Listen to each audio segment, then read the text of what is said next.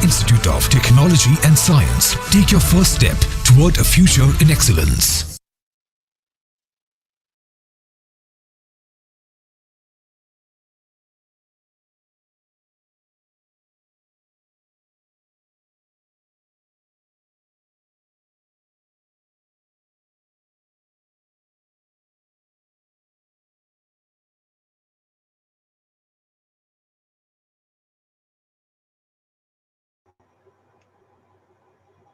Good afternoon, all. Welcome to this webinar on career counseling organized by the Hindu and the Hindustan Institute of Technology and Science. The panelists will discuss how innovation in engineering can lead to product development and startups. We have with us three eminent panelists. Dr. Yajalu Meduri is Vice Chancellor of Mahindra University. He is a seasoned professional with over 3 decades of academic and administrative experience. Dr. Meduri was earlier Vice Chancellor of Bennett University, where he developed academic partnerships with several American institutions, including Georgia Tech for Engineering and Cornell University. He has been the Vice Chancellor of JP University of IT, Himachal Pradesh, and is the founding Vice Chancellor of VIT University, Vellore. Immediately before that, he was the Chairman and Managing Director of Educational Consultants of India Limited, a Government of India public sector undertaking. He has more than 40 publications to his credit, which have been extensively circulated in national and international journals and conferences. Dr. Meduri has a BTech Honours degree from IIT Kharagpur and did his Master's as well as PhD in Engineering Mechanics from the University of Wisconsin, Madison, USA. He'll be speaking in engineering education, innovation, product development, and startups. Welcome, Doctor. Dr. S.N. Sridhara, Vice Chancellor of Hindustan Institute of Technology and Science, a deemed to be university, has 33 years of teaching experience. He has completed PhD in Aerospace Engineering from Indian Institute of Science, Bangalore. His research focus include thermal engineering, hybrid electric vehicle, aerospace propulsion, aero modeling, green energy, and experimental and computational fluid dynamics. He has guided several scholars and published more than 150 research articles besides authoring engineering textbooks. He is a Fellow of Institution of Engineers India and life member in the Indian Society for Technical Education, Combustion Institute India, and Aeronautical Society of India. He will speak about the path of ideation towards product development. Welcome, Dr. Sridhara. Thank you very much. Mr. Rajneesh Mittal is a senior business technology leader with diverse experience in education, media, and telecom industries. He has straddled various aspects of technology, software development, solution architecture, pre-sales, and mission-critical deployments. Powered by technology, he's defined, designed, and delivered transformational journeys for entire spectrum of businesses. He enjoys seeking and driving optimal application of technology, old and new, to drive business growth and create value relentlessly. He has led global technology programs and teams in organizations like Z Entertainment, Vodafone, Hewlett-Packard, Aricent, and Mobilium for the past 22 years. Currently, he heads technology and content at Unix Learning, a Manipal Group company, to help drive the change in higher education ecosystem with focus on access, affordability, quality, and valuable outcomes for learners. He'll be speaking on engineering, innovation, and education, a practitioner's perspective. Welcome, Mr. Mittal. Thank you. I request Dr. Yajilu Miduri to please start the proceedings with this presentation. Thank you, Sujata. Let me share my screen. That will start everything else off.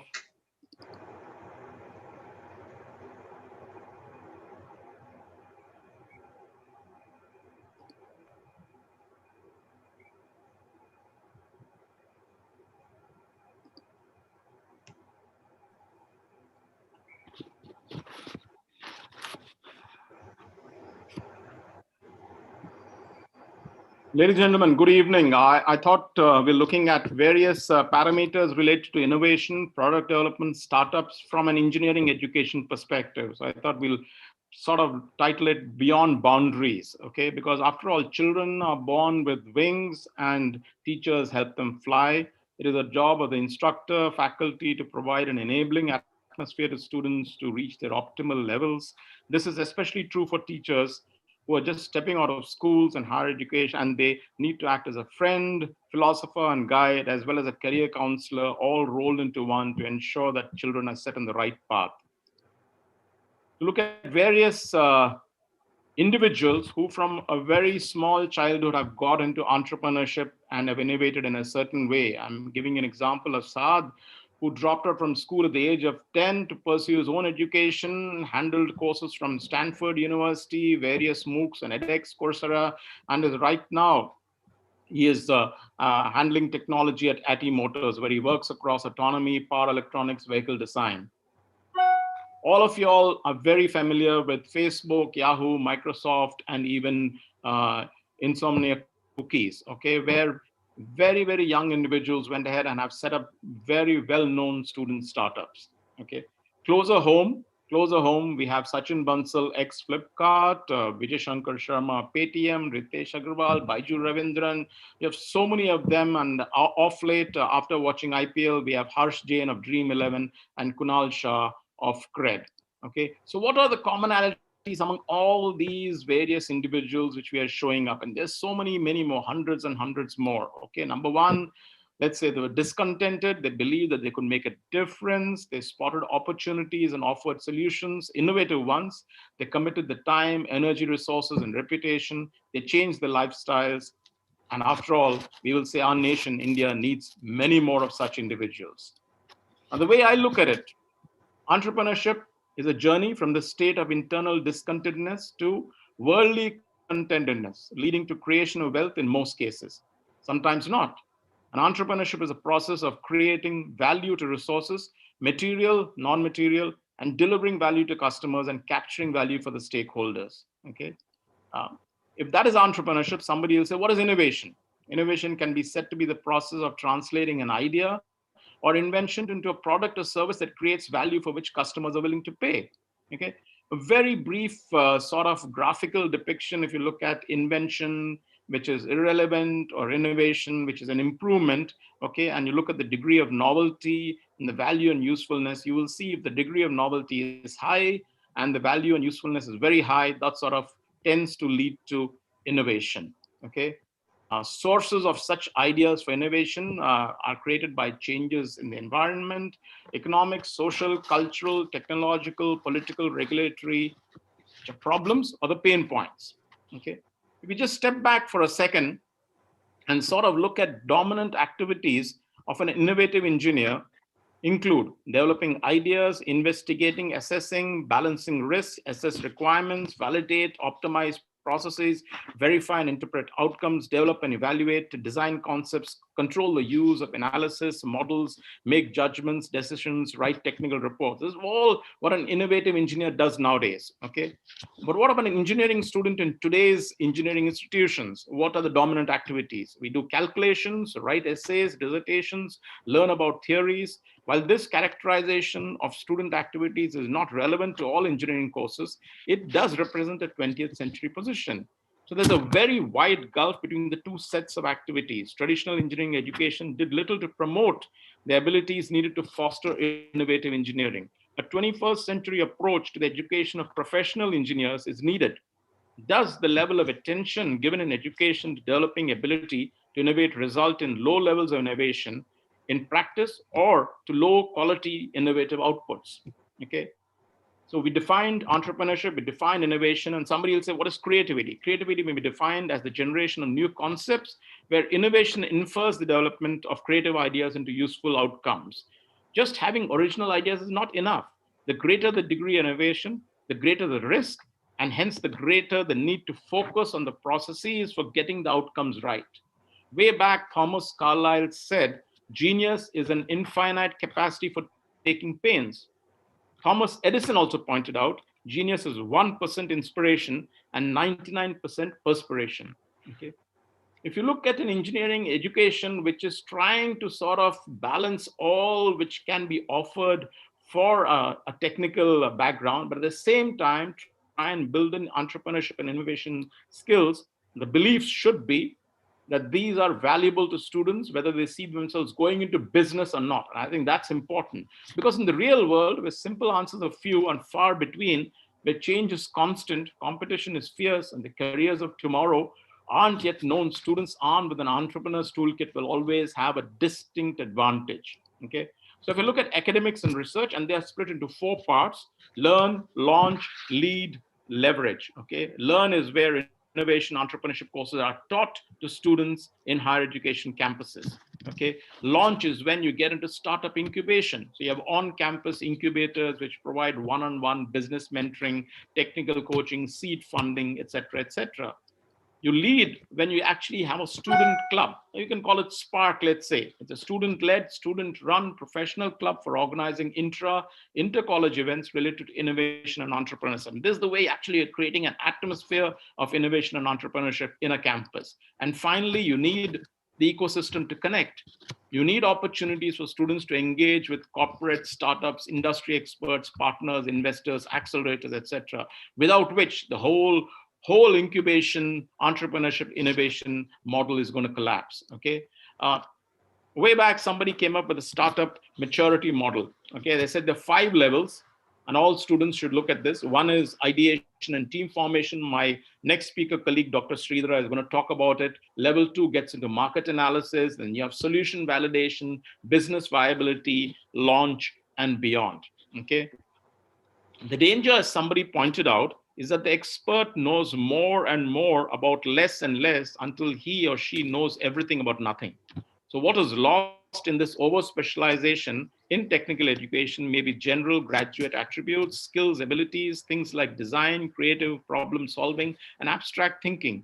At a more practical level, there is also the problem that many engineering faculty, university administrators, and other stakeholders do not understand creativity and innovation sufficiently well to do anything to change the system, even if they are motivated to do so. A couple of years back in the US and UK, there were discussions which took place among students, and a sort of an analysis, a market surveys carried out to find out what were students thinking with the question of creativity in engineering. And the answers were, some students said, as engineers, we're supposed to be the innovators of the world, inspired by creativity and a passion for problem solving. However, many curricula drain students of excitement for challenges. Students are graduating unprepared. Somebody else said, I feel that engineers need to have open discussions and team projects rather than weekly homework that addresses only theoretical problems. I understand that a strong basis in the fundamentals is a necessary start, but it should not need to span 4 years of undergraduate studies with no additional hands-on learning. Students forget why they even had a passion for engineering in the first place. Very, very strong example where entrepreneurship, technical education, go hand in hand with Stanford University. And if you look at the case study and sort of list out six items which promote this, there is one is great entrepreneurship curriculum and faculty. There's an on-campus accelerator StartX, which sort of fits everything into a specific time frame. A strong alumni and investor network, and that's very important for anybody. Industry Silicon Valley network is present right there, but after all, Stanford is in the Bay Area. Optional faculty investments in student startups, which encourages faculty to sort of look more closely at student activities. And finally, generous seed funding. Okay. Back home, do we have anything like this? Yes, we have IIT Madras Research Park, and the case study shows that startups aligned with faculty research areas are promoted. There's a strong focus on rural and alternate energy technologies. There's a full service research park, as I said. There's a strong alumni network. Optional faculty investments in student startups is allowed, and seed funding and government grants go a long way in pushing student interest. Okay. In a typical institution, and a student looks at seed funding, what could be possible criteria parameters? One is, this is very important, the founding team's passion, skills, and capabilities. Innovative and problem-solving idea technology. Stage of startup, the maturity level, as we talked about, the 5 levels. What is the market opportunity size, the proof of concept? Is the business model viable and scalable? And finally, what do you do with the seed funds which are provided? If you take a step further, and you look at product improvements, startups, etc., in the world of entrepreneurship, we talk about 3 parameters. One is enhancement, extension, and specialization. What does enhancement mean? Examples are, you're taking something which is already prevalent and enhancing it. Like, let's say operating system DOS to Windows. You take a mechanical watch and turn it into a quartz watch. You take an ordinary TV and turn it into a flat screen TV. Okay. Extension examples, you take a toothbrush with a built-in toothpaste. You take a pen, there's a torchlight available. You have a wristwatch with a calculator, and you see all these various extensions which are taking place in today's life. Okay. Specialization examples, low-cost airlines. Back home, you've got Indigo, there's Ryanair overseas, there's super specialty hospitals, there's finishing schools, there are platform business models. There's so many various activities which students can look at in a major way. But at the end of the day, we always say we have to empower our students, and once we set them on the right path, we can step back and see them grow. And I have personally been privileged to see my students set one benchmark after another in various institutions I worked on. The sky is the limit for the right mindset, and our students need to be just nudged in the right direction. I firmly believe that the students need to go beyond bookish learning, and once we start to focus on creating and doing, only then will they learn. Making available quality infrastructure and the best of the breed academic inputs is obviously a given. But alongside these, the students need to be exposed to research and live projects so that they can be better equipped to handle the real world and its requirements. A holistic education provides a child with options, and a holistic engineering education will provide him or her with the tools to become a thinker and a doer, someone who's able to make a difference in the world and make it a much better place. It is imperative that each one of them becomes the means to that end.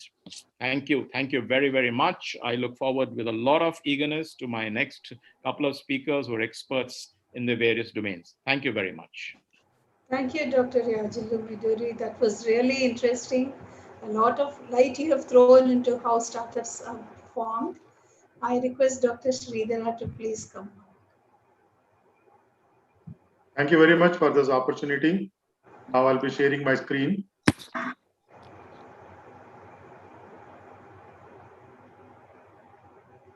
I hope this is visible to all of you. Yes, sir. Yeah, today I'll be talking about path of ideation towards product development. And I'll be continuing the points which actually my previous speaker spoke about and gave an idea about. So the first one, what is an innovation? A new idea or the method or device with novelty ideas to innovation that actually gives you innovation. So this is what actually Dr. Yajilu also mentioned. And usually out-of-box thinking leads to innovation. And innovation starts from necessity, as actually Dr. Rajulu also mentioned. I'll take one case study here. How do we actually go with it? So I've taken with the face mask and COVID related, actually the face mask. The necessity of the face mask is essential to avoid coronavirus entering through the nose and mouth. Let's see what are the existing, the face masks available and what are their demerits or to be improved points. And then we look at what is the energy available solutions. So there is one thing called surgery mask, another is a N95 mask, as has been shown in these two pictures. And now if you take up surgery mask, it doesn't actually give a good protection because you find a lot of gaps in between the chins, etc. And also the fabric which you have doesn't actually stop all the viruses, and it does not fit well into the chin and cheek, and it is usually a single use, so therefore disposal problems are already been seen, lots of them. And then the strings have to be put onto the ears or back of the head. It's sometimes maybe discomfort for the user. Now, if I take N95 mask, it covers almost the entire face, and you can't actually make out who is the person, or even you can't see their emotions because the face is completely covered. And it may be a little expensive. Can we reuse it? Maybe several times, possibly by washing, but what is their effect? We don't. In case of reusing, what is the cleaning method? And suppose actually you try to wear that and go for jogging and others, you will have to go for forced respiration, and it becomes a little more strenuous for the user. And the strings are to be put again onto the ears or back of the head. And now if you see what changes we have and some of the innovations, so one innovation I'm showing here, so that is basically that reusable transparent mask proposed by MIT researchers, and I think some of those points which I mentioned earlier as the limitations are overcome here. And similarly in the second one, you can see the strapless mask. You may be wondering where this could be useful. Basically, I would suggest that, see, recently when the COVID wave 1 had come, most of we men actually were afraid to go to the, the haircutting salons, basically because we could get disinfected. And when we go for hair cutting, usually the straps one cannot be used basically because the hair cutting, it obstructs the hair cutting. Now these strapless masks are coming through, which are very welcome. And similarly, we have a 3D printed mask. What is the advantage of 3D printed mask?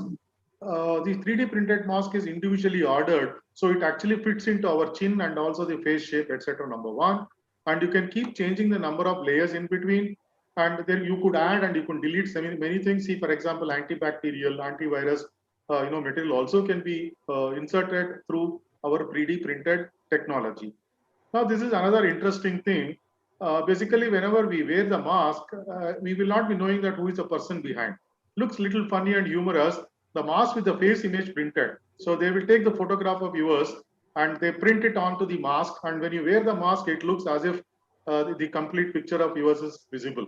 Of course, in this case, it is always shown to be smiling. Maybe a little difficult when you go in front of your boss or something, all the time smiling for all his orders. Anyway, and now there are other things which are actually more of scientific oriented. This has got powered and air supplied mask. So basically what happens, these are being used for the COVID warriors, especially for the doctors who will be in the surgery, who will be in the operation theater for surgery, etc. So there is a pipeline here through which the fresh oxygen or the air will be continuously be sent, and therefore they don't get sweat, number one. And actually they also can respirate easily and they will be at ease. And the next one you can see here, this has got a small air pump here. And usually these types of masks are used when you actually go for activities like sports, walking, etc. Of course, during lockdown, it is not advised to go outside. Even at home, if you're doing brisk work and all that, probably this is going to help you a lot. Now, these are some sort of innovations what you find in a very small product. There is another interesting thing. Basically, this is the copper-infused five-layered self-sterilizing mask developed by the Corpotex, and it says that because it is self-sterilizing, you can use it several times. Its life is also very high, and probably this type of mask will be very helpful for the people who actually will be working with COVID patients, etc. and so on. Now, a few of those the trials which we made in our institution is also shown here. This is Suzali. Basically, it is a powered blower for use for medical frontline during 19. This was developed during the first phase of the COVID, and this is actually applied for patent, and a few industries are also showing also to buy this idea and then bring it to the commercial practices. This is another one very inventive thing what our team did at our institution. It's called Sevili. It's a caretaker robot which assists the medical frontliners during the COVID-19, especially in the first wave. Doctors were actually more of apprehended to reach the patients as well as others also. Even the nurses and others. So this is an automated robot on which actually you can place whatever you require, maybe medicines or food or etc. And this was automatically being propelled, and it could reach the patients. So that way actually we could actually save ourselves in coming in direct contact with the patients. And one more innovation actually we did in our institution in the first phase itself is Drishyam 4.0 drone monitor for crowd monitoring. I think I don't have to say much about it. All of you know about it. Having fixed a camera onto it and then flying it over the crowded area, you can identify who is there outside and all those people. You can also give the warnings also. And now coming to the product development process, it's already discussed, but I'll take in little detail. The very first step is basically idea generation. The next one is the feature development. The next one is the product development. To be very clearly now, when I say idea generation, you look at the previous one. So you can choose any one idea, or actually you can come out with some more ideas, maybe a complex, a mixer of all this and maybe an improved one. The next is basically you need to work in detail and come out with a feature development. That's also very important. And once you make a feature development, you have to do a product development. This is a very, very important thing. See, during the product development, you will come to know where it's going to fail and what all its merits and demerits as well. The next one is basically testing and user feedback. Usually, whatever the product you make, you should leave it to the market in a very small case, test it properly, get the user feedback, and again, improve it further. And then you should also actually obtain your IPR protection by applying it for patent, etc., and so on. And then you can go for production and marketing as well. Okay, what are the incubation to the product sales? For example, there are technology and business incubators for product development. You can approach them. You can actually look at industry partners for production. You have to look for marketing partners for marketing and sales. R&D for continuous product improvement based on market survey and user feedback. And of course, these are different types of platforms which are available from the government side. But usually this will be, the funding will be given to the institutions where there is a technology and business incubators have been installed. See, one is NSTEDB, TBI. This is National Science Technology Entrepreneurship Development Board. The institutions or university have to apply for it and then get the funding. And using that funding, this actually, we can nurture the students either from within institutes or also from outside institutes. So there are many of them like New Gen IEDC, Invent, TIDE, TDB, DST Nidhi Prayas, DST Bairak Seeds, and so on. Probably when you actually come in contact with any of the TBIs of universities, you will come to know more about it. And next, if you look at what are the essential qualities, see, one should be always highly innovative. You can, I always tell the students to be always, think out of box. So you have to be highly innovative. Don't always think in a very, conventional method. Second one is you should have good basic knowledge. And my previous speaker also mentioned about it and the skills in the proposed area. Don't think that without reading, if you see many examples, he also mentioned many examples, many school dropouts have become very good entrepreneurs. Does it mean that always a school drop will become a good entrepreneur? I'll tell you something, school dropouts, they were also, though they were also the school dropouts, they had very good knowledge and skills. They developed the knowledge and skills. And of course, if you join a professional course or a program, automatically we will take care of, improving the knowledge and skills. And awareness of various platforms for incubation, as I said earlier, awareness of incubation promotion schemes as well, and awareness of business components, awareness of financial aspects, awareness of local laws and regulations. This is also very, very important. The perseverance is very important for any innovator, so that even if a product fails in the market, you will have to redo and then release the new version, etc., and so on. And what are the things, how actually the students can start? You have to register for professional courses, participate in the hackathons. I think many hackathons are being organized by the private institutions, also by Government of India, UGC, AICT, and so many other platforms. And you have to ideate and keep inventing. Then you should build a team of innovators, and you should also get the help from TBIs, as I mentioned earlier, the technology business incubators. And with this, I end my small discussions with you. Best wishes for all of you, all the prospective inventors. Thank you so much. Thank you. Thank you, Dr. Shivendra. That was really interesting. And I like the fact that you were talking about drones, the Sevili, which we've been writing about a lot in the paper. That was totally unexpected, but that was really interesting. Thank you very much. Mr. Mittal, will you please start? Yeah, hi. Hope you can hear me well. Following, a couple of such high-profile speakers is a huge advantage, I believe. I don't have to go through the entire presentation. I think a lot of things with good examples have already been covered by Dr. Medori and Dr. Sridhara. So that makes my job easier, and thanks a lot, sirs, for that. It will be an even faster presentation given the fact that there are so many questions that we can see. We hope to have a much more interesting conversations with all the audiences here. So let me start. I'll just focus very quickly on engineering innovation and give a little bit of perspective on education and learning. And this will come from more from a practitioner's perspective, not from an academic, because I'm kind of not one. We are in the middle of a huge transformation, if we can call it that, and it is so huge, it is so disruptive that there is a buzzword for that. We call this industry 4.0 in common parlance now. 4.0 means this is the fourth version of industrial transformation that we have gone through since we have been civilized. The first one was we started off with the steam based mechanization. Then we moved to electricity based mechanization and automation. Third was computers, which largely kind of changed the rules of the game. And the 4.0 industry 4.0 actually builds upon the 3.0 transformation and takes it not just a couple of steps further, but probably rewriting the rules with all the smart and autonomous systems that we talk about. And they are powered by connectivity on one side. All these machines, for example, they are massively interconnected. They can send the data to wherever required. The second part is data. So much of data is now available, and with tools like machine learning and artificial intelligence, we have the skills to process this data and make these machines even smarter. Now these machines which have been in existence for long, they were very static in nature. But what this data is helping these machines, it's making these machines even more smarter. And these machines are learning day by day as they keep going through their regular day jobs, day operations. They continue to generate so much of data, and this data again continues to learn from itself, and these machines become smarter. So we are in this age where we are trying to use drones. For example, if you see on the top left corner here, the drones are being used to see how we can improve our agriculture output. For example, you can control the onset of let's say some of the diseases that crops can pick up.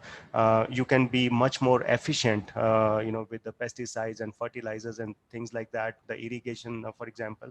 This is essentially helping us move towards a much more with much more agricultural output. You talk about machines that are interconnected. You talk about supply chains which are thoroughly connected, and if there is a possible disruption in a supply chain, your manufacturing units can probably get notified automatically, and they can stop producing a large of those things, and they can regulate their output. For example,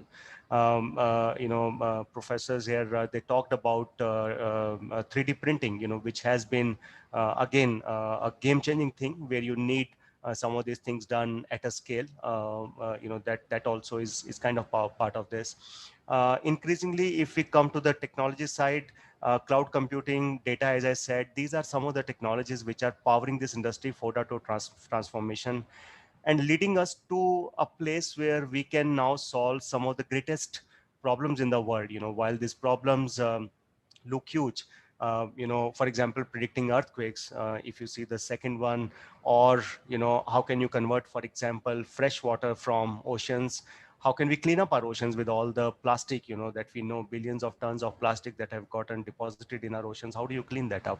While we all know about reusable sources of energy, or using solar energy or wind energy, but how do you store that at grid scale?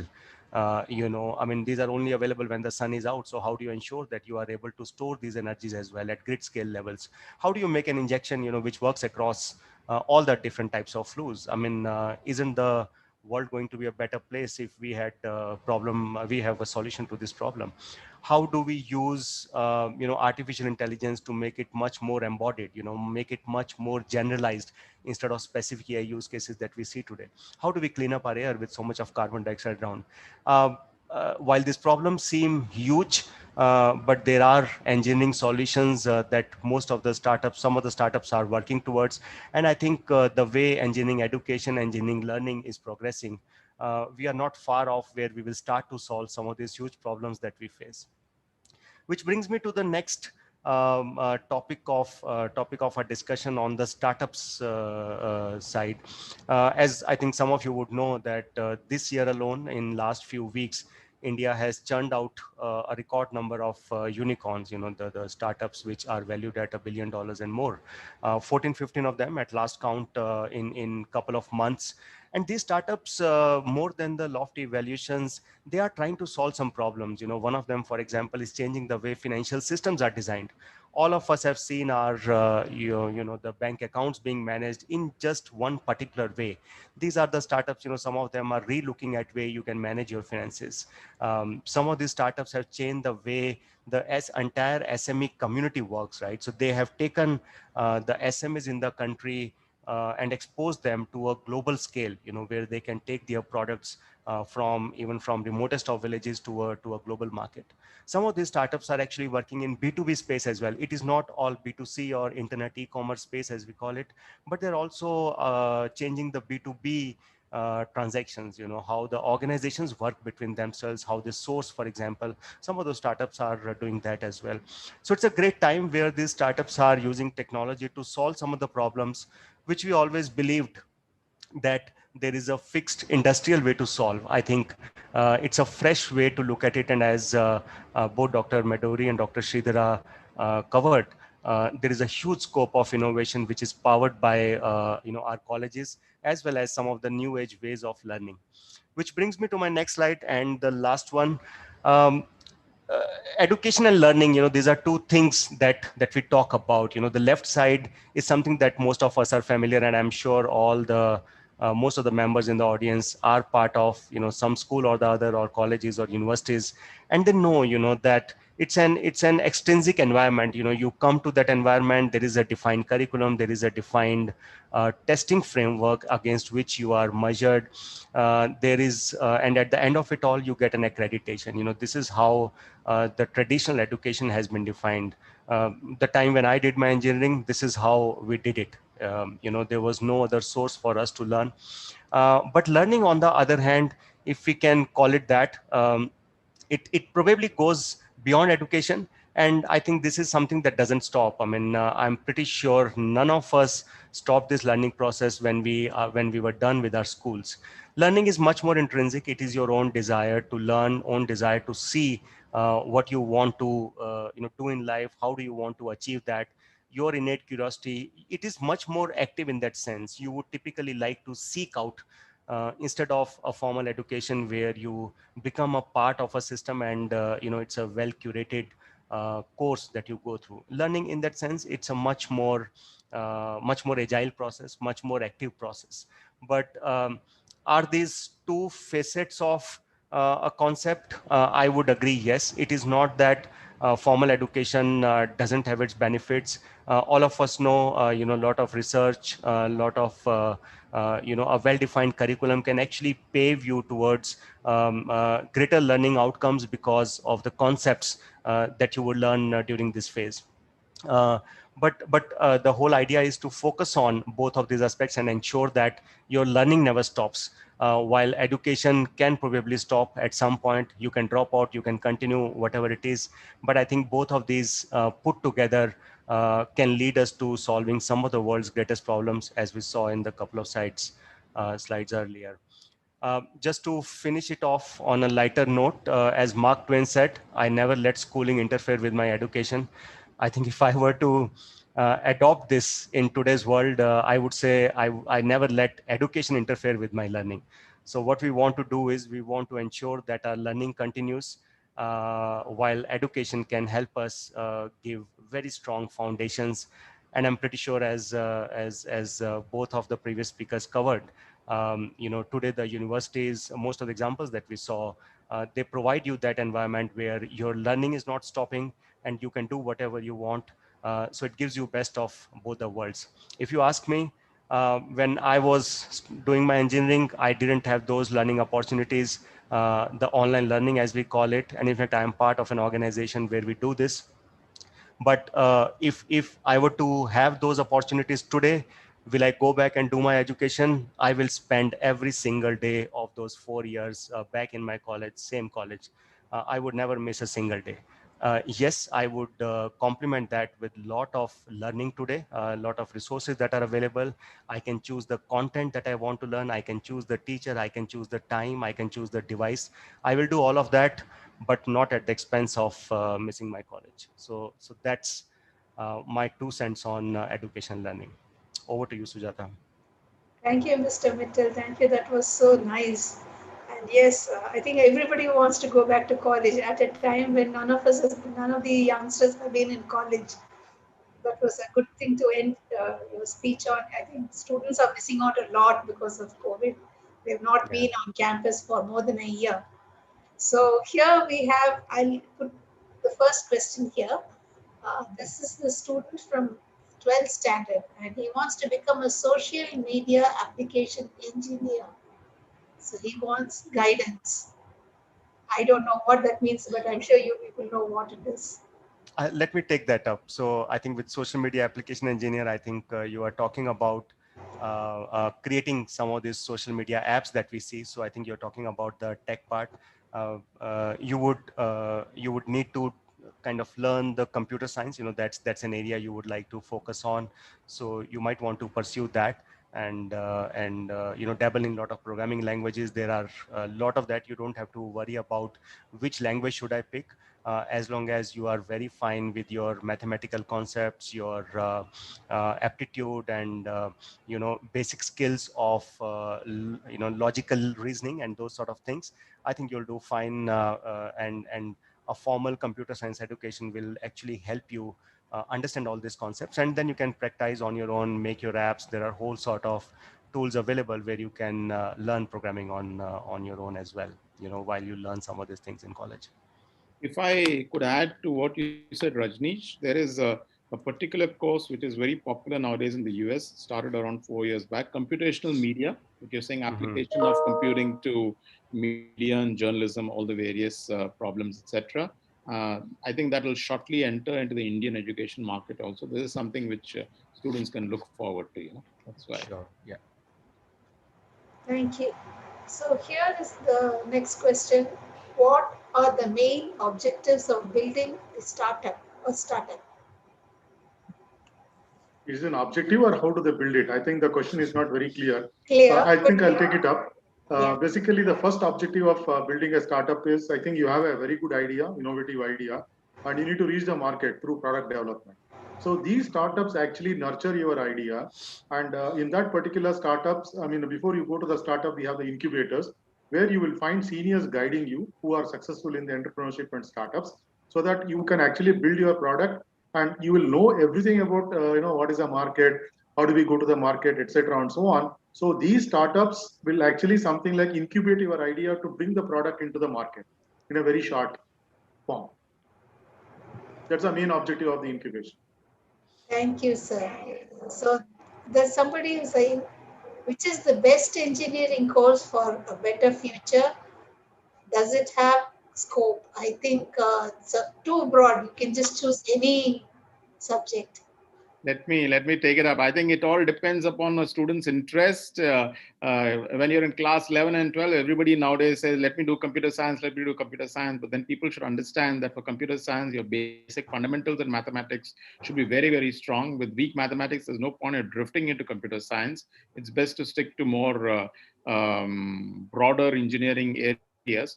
But we are from the old school of thought of the 70s. Okay, both panelists are much younger than me, but in the 70s we said that engineering is engineering.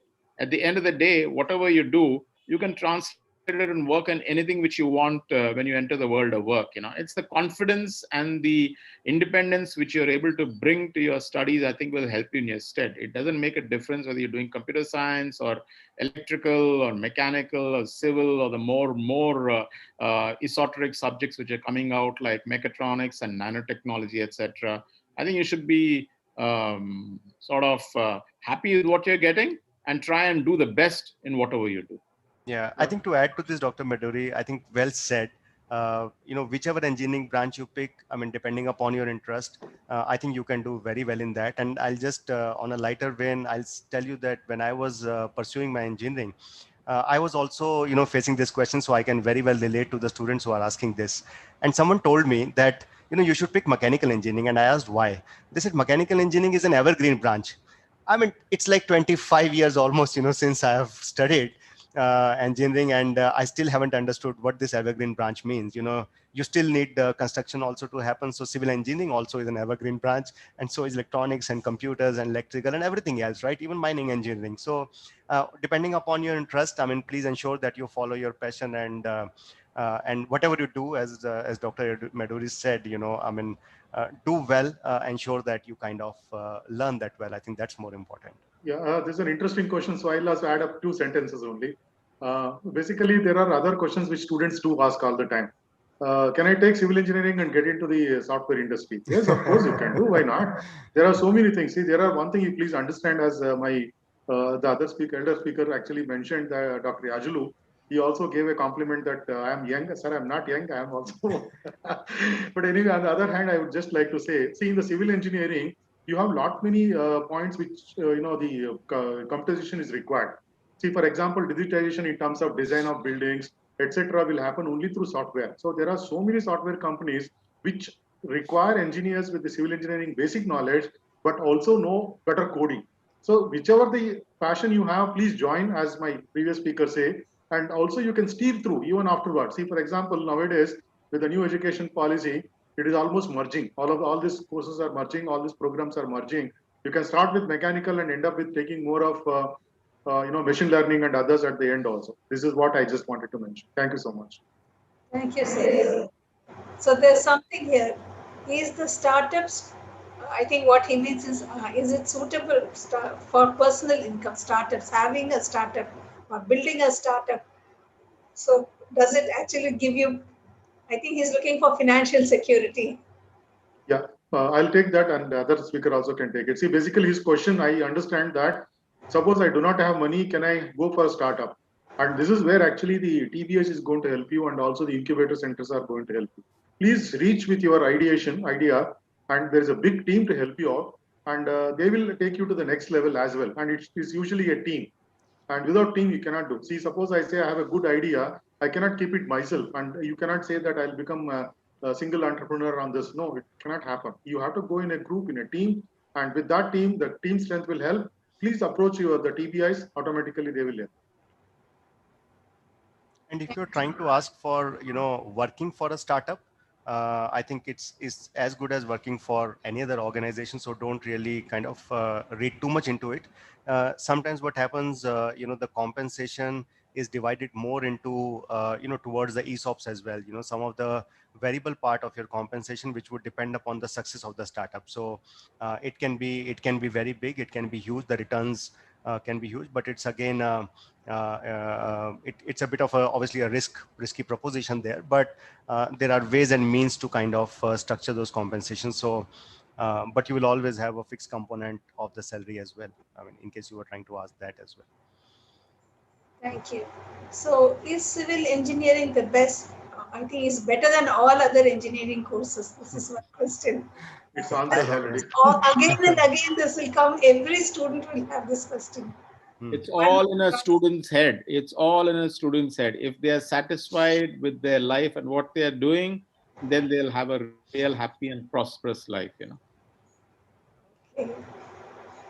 So somebody, there's a question about what is reverse engineering? What is reverse engineering? Yeah. Yes. When you take a product and in daily life, I don't know what that is, but this is very interesting. Somebody is asking a question like this. I mean, it probably, I think reverse, all of us as kids, right? We used to have toys or some basic machines, and we used to kind of open it up and see around, right? And see whether we try to make sense of it, saying that, can you reverse engineer it? Can you just open it up and, put it back together again? So reverse engineering is not a formal engineering course that I can tell you for sure, but I don't know what else to say here. I will just add up to that. Basically, whenever somebody copies a product which is already available, and you give a very polished word for it, reverse engineering. See, I'll tell you one thing. See, for example, any automotive industry, they want to come out with a new model or something. Probably they will take, one particular model which is already there in the market. They'll study it and then they will absorb a few things and then do it. But in a very real sense, reverse engineering is you actually have to reproduce the same product using the product which is already available. First dismantle it, understand each and every component, and then redo it. This comes under reverse engineering, but nowadays reverse engineering means that you add some innovation part to it. That's very interesting. I didn't know that. And so how is sole proprietorship, is it useful to modern society? I think he means single person on a startup is sole proprietorship. Yeah, I think this is answered already. It's better to go in a team always. Okay. So please explain cybersecurity courses. Yeah, Yeah, go, go ahead, sir. Go ahead. Let me just say that cybersecurity is becoming all fascinating nowadays when you hear about the ransomware attacks which are taking place on US oil installations, and the other day it took place in the US meat packing industry, etc. So Rajni, take over and then you can give the specifics now, Yeah, so cybersecurity, I mean, we just need to, there are a lot of courses you can just, Google for that. But why this has assumed so much of importance in this era is because of, the digital transformation that, that we keep talking about. So all the things are digitalized, you have everything available, everything is connected, everything is online, which is also now exposing all of these connected endpoints and devices to various cyber attacks, right? Like viruses and malware and other type of sophisticated cyber attacks that we see. So hence the need of understanding cybersecurity and ensuring that all these systems which are connected and online, they are prevented from this disuse kind of this system. So hence it's kind of it's a subject which is getting due importance now, and very important to secure these systems. Yeah, just to add to that, actually many universities offer computer science with cybersecurity as a major, also in the master degree. And even other people who are studying in many other branches like mechanical, civil, also can actually audit these courses as electives are so. Thank you. So I'm an upcoming engineer. Can I build up? Their okay, so how can upcoming engineers build up their startups? I think you mentioned this again, TBI and be a team player. So we will skip that question. And I'm in class 9. I'm confused about my future, but I always wanted to become an engineer. Please guide. My answer is, why do you want to be confused at class 9? Enjoy your class 9, enjoy your class 10, and then maybe if, who knows, if COVID strikes again 5 years down the road, the class 11, class 12 exams will get cancelled, That's right. So enjoy what you're doing, do it seriously, do it sincerely, and then automatically the pathways will open up, That's right. And if you have always wanted to be an engineer, why are you confused in 9th? I mean, you can still be an engineer. Added to that, I think you can be also have little focus in the beginning itself that what you are studying and how you are doing. Basically, many parents had talked to me and they say that my son actually, when he was young as well, he was playing only with the the toys of cars, etc. Will he become an automobile engineer? I think it's too early to say on that, but you can still focus on it. So this is how can I go into startup and business world? I'm currently engineering in first year of engineering. Yeah, I think I mentioned it. First of all, you please participate in hackathons. See, these hackathons are being given and also floated by many things. Suppose you are an engineering institute, hackathons are being organized by AICTE, many universities, etc. And once you go with your team and then win in that, automatically you will get a lot of scholarship to take it to the next level. So it's better actually, go through those hackathons. That's the very first step. Thank you. So there is this thing about is by BTech. I think he's wondering if somebody who's done BTech can go into startups. I'm guessing. I don't know because there's just one line. Anybody can get into startups. Yeah. Then I want to get into marketing. how do I start? I am an engineer. If you're an engineer and you want to get into marketing, see, if you're an engineer and you already graduated, then and you want to get into the area of marketing, either you take a formal course or a non-formal course and then try your hand at marketing. But marketing means what? Okay, the very base of marketing, the first level of marketing is selling. So why don't you try and sell something door to door? That will immediately give you a wide angle ambit of what marketing is going to provide. That's why. There's no point in saying I want to do an MBA in marketing. Okay, it all depends upon where you want to move into. Okay. So Basically, just to add up that, I think I have only 2 sentences to add. If an engineer wants to get into the marketing, usually we find engineers are also involved much in marketing the engineering products. Why the engineers go into the product? It is not like selling toothpaste or something. There is nothing low in that actually. But I would say that engineers can better explain these engineering products. So when they go to the customer, they can actually convince better. So that is why the engineers are actually becoming also entering into the market. Yes, ma'am. thank you, sir. Thank you so much. There's somebody here who's asking for Fayol's principle and what is its use in daily life. I have no idea what that is. I can spell it out for you. FAYOLS principles. I am not. No, me as well. So we'll pass the question. I have no idea how this came up. Okay. How do I go from biotech to startup and the business world? I think we've answered this question again, so we will skip that also. Okay.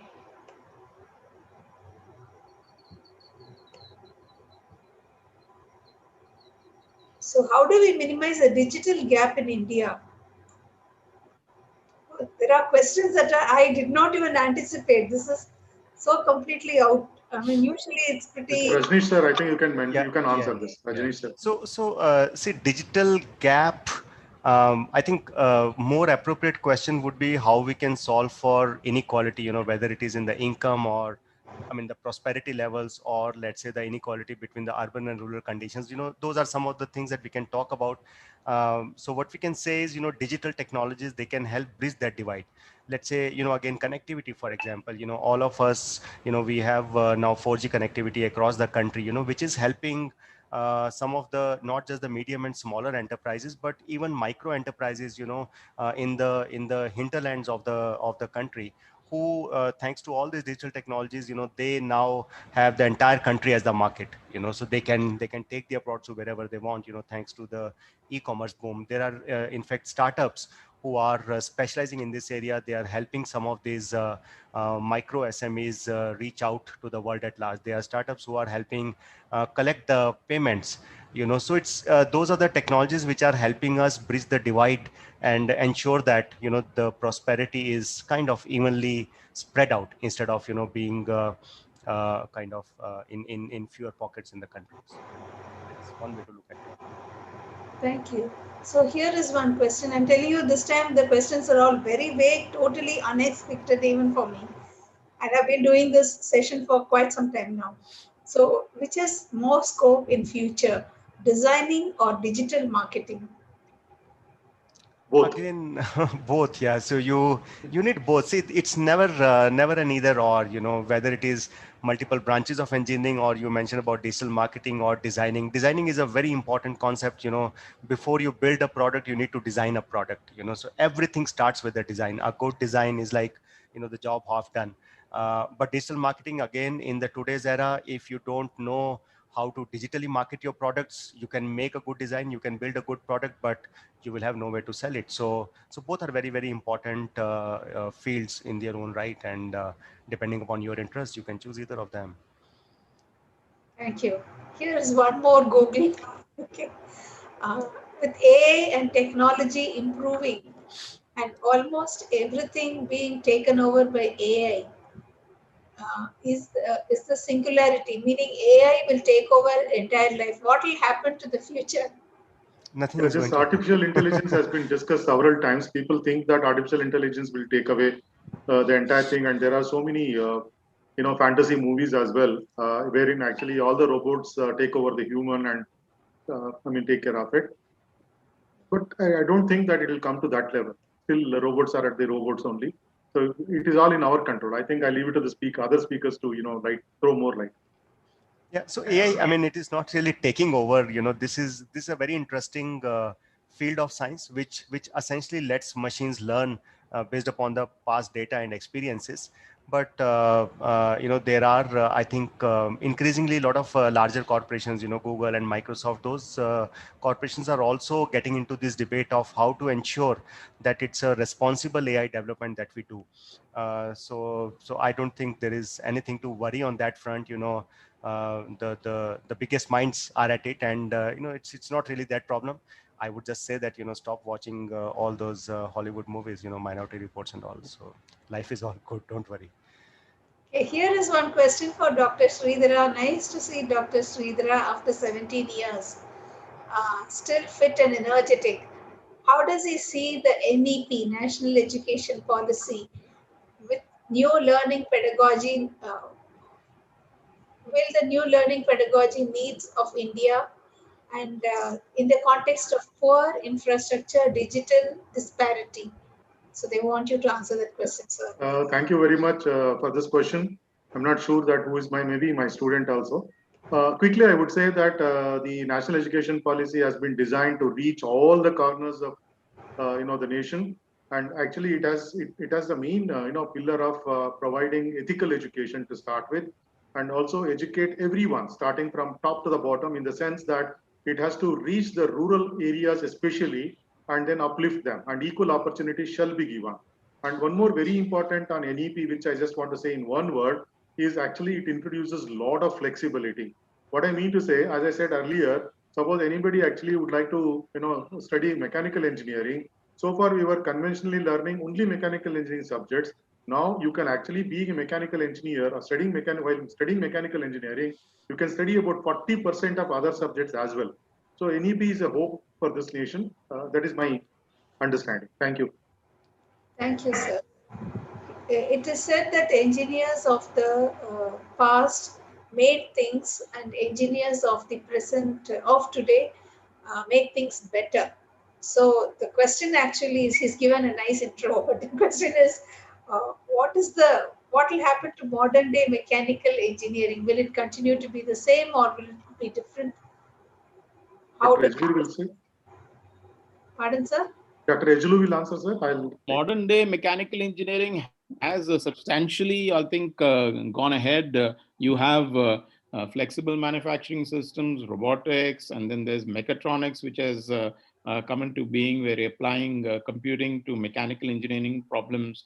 Even in staid areas like internal combustion engines, etc., they're taken over by electric vehicles now. So there is a market change. One is keeping pace with technological developments. Okay, one is not looking at combustion engines or anything, but one has really moved on to EV vehicles, where you're looking at battery charging, the effect of batteries. So you can imagine a mechanical engineer actually getting into chemical areas, also chemistry. Okay, so a lot of interdisciplinary nature of teaching, of learning is there, and I think that's what the change is all about. Okay, it's there in any discipline. As previous speakers have pointed out, computing has now given rise to machine learning, AI. Okay, biotechnology has given rise to computational biology, bioengineering, as they call it. So every area, every sector is getting more into a very high technology area of development. Thank you, sir. So here is somebody who is very interested. It's a woman, it's a girl student. I'm very interested in exploring space, specifically space science.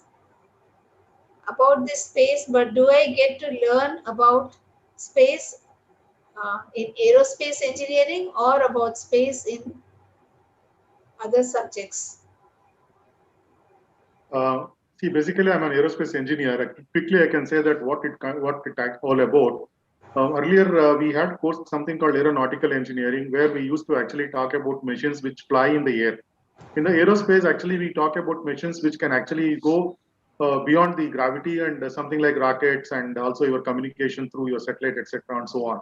If somebody is interested to look at aerospace engineering, it's a very, very wide and good program for all of you. But other than that, if you are looking at astrophysics, which will actually speak about the space in terms of the astrophysics concept of it, like stars and the galaxy, etc. Even that is also very, very interesting course program.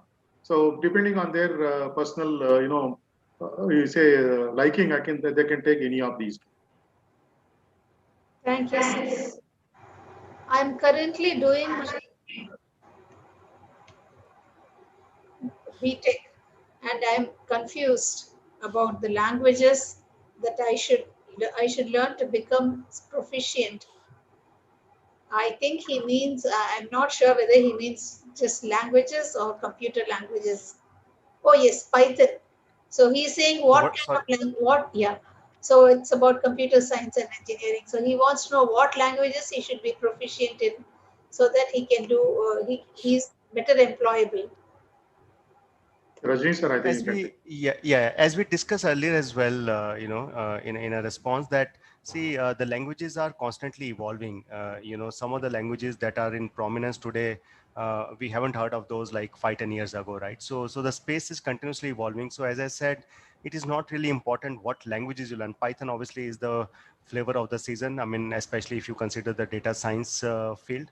But obviously, if you want to do so, if you want to make generic web technology based applications, there are other languages like other set of technology stack, for example, mean stack and mun stack and Java in the back end. So there are a whole sort of those things that come into play. So it's not really one language or a set of languages, but depending upon your field of interest, you can pick up any set of languages, but you have to ensure that you kind of more important is, as I said, is your programming logic, rather than the language. Language is something that you can pick up in 3 months. There are enough and more courses available on every language. So that's not really something that you should worry too much about. Okay, so here is something. There is now that we talk so much about artificial intelligence, data science, cloud computing, and machine learning, robotics, etc. Which one is the best subject for the next generation? Which one is the best next generation course? And is it which one is going to be the most fetching one? And So again, as we discussed earlier, what it will fetch depends upon how good you are. So data science obviously is the fanciful thing in the town, but I can tell you that there are other equally important technologies. That is not just the only one. So whether it is data science or, as I said, web technologies or some of the backend applications, there are like some people kind of love to build algorithms, right? So they are not really worried about some of these fields. So it depends upon which area you are interested in. As I said, whatever you do, just ensure that you kind of understand the concepts well. That's very much important. Like data science, for example, there are so many courses around, and students do the data science course saying that I'll be an AI ML engineer.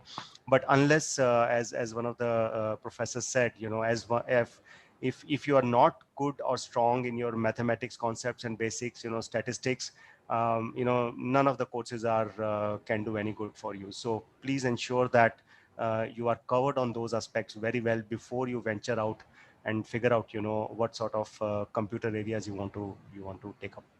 I'll take it a little further.